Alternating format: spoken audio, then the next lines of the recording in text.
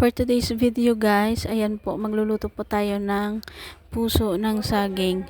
At sa paghihiwa po niyan, sa nakikita nyo, kailangan po maliliit tsaka maninipis lang po para hindi po tayo mamaya mahirapan na kunin yung katas niya.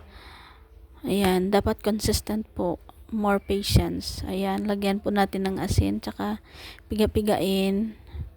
Ayan, hanggang sa lumabas yung katas niya kasi po, pag hindi po natin kinuha yung katas niya, pangit po yung lasa niyan mamaya. At sa pagluluto nga po niyan, gumamit po kami ng 3 pirasong itlog.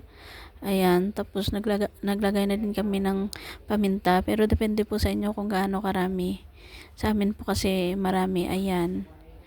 Naglagay po kami dyan ng asin, panlasa at saka paminta. Ayan, magpainit na po ng mantika. Ayan, magsisimula na po tayo sa pagluluto.